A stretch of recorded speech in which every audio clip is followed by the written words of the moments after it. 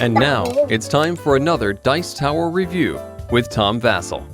Hey folks, today we're going to take a look at K2. Now K2 came out in 2011, so I'm a little behind in reviewing this one, but it's an interesting theme, the theme of climbing up a mountain, and it's kind of a race game.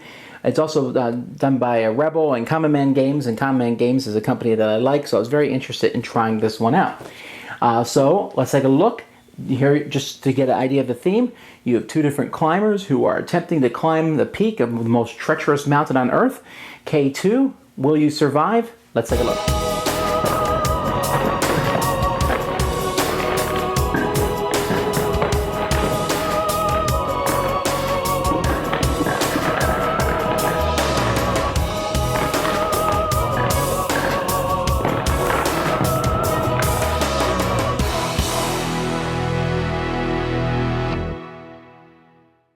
In essence, there's four different difficulty levels for K2. There's two sides of the board. One is more difficult than the other. And then you'll use two different kinds of weather tiles. This is a sunnier day, and then you have wintry days that you can use as the game progresses. Each player is going to get two different pawns of their color. The pawns are differentiated by shape. We have Chubby and a Jiggly Pants dude, and both these guys will be starting here at the bottom, and then on the other side you'll keep track of both these guys to show where their height is. As they progress over the mountain, you'll be going to different spots on the mountain, and when you reach a spot with that number flag, you can see this spot here is a 4. Then over here, I would move the guy who made it to that spot up to there to show that he's reached there, and that's worth 4 victory points at the end of the game. If you make it to the summit, you're worth 10. However, if you die, then you go all the way back down to 1 victory point, which isn't worth very much. Now, there's other numbers on these. There are, over here you can see, depending on the number of players in the game, everybody in this level, there can be a maximum of, let's say 4 people are playing, there can be a maximum of 3 guys on that spot. So if these 2 guys are already here, and the yellow guy moves up, and then the green guy wants to come up, they're like, no, Mr. Green Jiggly Pants, you can't come up here because we're full. So that's how that works. The other numbers on here, as players will be moving up and down the mountain, it normally costs 1 to move up or down a spot. If there's a yellow number there, it will cost extra to move into those spots. Also, there's acclimatization, where you are trying to get used to the weather. Each player has a chart that keeps track of their chubby dude and their jiggly pants dude, and keeps track of how much the weather will affect you. Blues will add to that number, so down here in the base you're doing much better, and reds will subtract from that number. So you can see as you go higher on the mountain, it can become more dangerous. Players also have the opportunity for each of them to build a base. You have your chubby base and your jiggly pants base. Each one can drop a base off, and then your guys can, when they're in that spot, they will gain 1 acclimatization there, and it's kind of like a safe haven for them to stop. Now each player is going to have a deck of cards, and from this deck of cards they're going to draw 6 of those cards. And each turn of the game, players are going to pick 3 of the cards from the 6 that they have in their hands. When they pick these 3, everyone will reveal them at the same time, and some of the cards have movement points on them, and others will have acclimatization points on them. And so the movement points, you will add them together, and there's a bunch of little chips over here, and 3 of them will be turned face up. And whoever has the highest total of movement points has to take one of these chips. You'll always take the lowest one, which is then replaced. These are 0s, 1s, and 2s.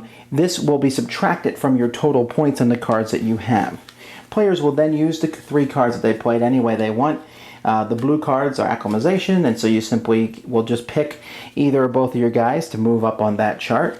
And then the other ones are movement, and you'll pick either or both of your guys to move along the different trails as you move up the mountain. You can move down too. Sometimes you want to move down because it's safer on the lower levels, and a lot of that has to do with the weather track. After everybody has done their cards, we keep track over here of the weather, and the weather will affect different parts of the mountains at different times. So you can see here, for example, it's sunny, not a problem. But here on the 6,000 to 7,000 level, and you can see that by the little white line there, all those people are going to lose 2 points in their acclimatization. If your points ever go below 1 on this track, then you're dead. And you got to rely on your other person at that point in time.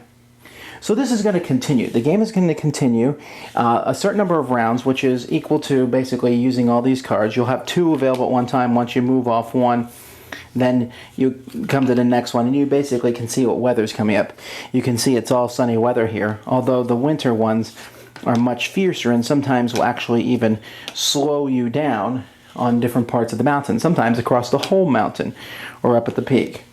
So when that's done, after the last round, players will simply add the 2 scores of their 2 climbers, and whoever has the higher total score is the winner. If there's a tie, the first person to get to the highest spot is the winner of that tie.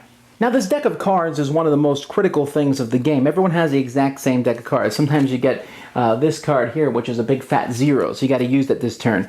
Most of the cards in here are movement cards, although there's a few of them where the movement is different. Like, for example, this one moves you only 1 up, but 3 down. So you have to kind of use them to the best effect of when to go up the mountain, when to go down. There is some interaction in the game in the spots. I guess you could block other people deliberately, but usually you're not so much thinking about that as just thinking about self-preservation as you go up the mountain. It's a little off-putting, the theme, in a sense, because why wouldn't your guys work together? It seems like I would never want to not help other people, I suppose, but it's kind of thematic in the fact that it's very dangerous on this mountain. I like the fact that it has essentially 4 different difficulty levels between the hard and the easy side of the board, and whether it's summer or winter. So that's cool. It's almost like a slow race, like watching a race in slow motion. So if you're looking, this is a race game. There's no doubt about that. But if you're looking for a race game where it's just kind of, it's not going to happen here. It's grueling. It's tough. And especially on the harder sides of the board, making it to the peak is pretty impressive. You have to know when to use your cards. You will have the same cards. You have 6 cards. You pick 3 of them each time. But when you're done with the deck, you're down to your last 3 cards, you have to play those 3 cards before you shuffle the deck and draw 6 more. Keeping an eye on the weather, that kind of keeps the game going back and forth. I mean, keeping it from being different each round. So, what do I think of K2? I like it, but I don't love it. It's a 60-minute game, but it feels just a little longer than it could be. And because it is grueling, sometimes it's not as, I don't know what the word is, fun. Now, don't get me wrong, it's fun. I try to get to the peak as fast as I can. I like the fact that there's different ways up the mountain. I like that that there's 2 sides of the board, and it fits up to 5 players, and very well. And you can even play solitaire, but that has no bearing on what I'm interested in. So I would recommend it if you think the theme is cool. If this is a theme that you would like, not to mention if you kind of like race games, and this one is an hour long and goes by pretty quickly. Actually, a 3-player game plays really fast, and I like that. The pulling the little discs, it's just such a clunky mechanism.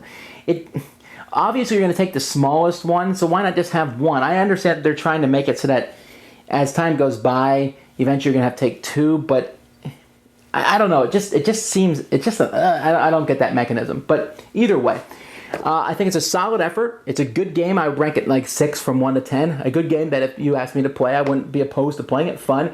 Not fantastic, but I think it stays true to the theme. Thanks so much for watching the Dice Tower videos. Find more great videos and reviews, as well as our top-rated audio podcast at Dicetower.com. You can also find other great shows at Dicetowernetwork.com. I'm Eric Summerer, and you've been watching The Dice Tower. The Dice Tower is sponsored by Cool Stuff Inc., where you can find great games for great prices. Cool stuff in stock. Check them out at CoolStuffInc.com. Shut the door! There.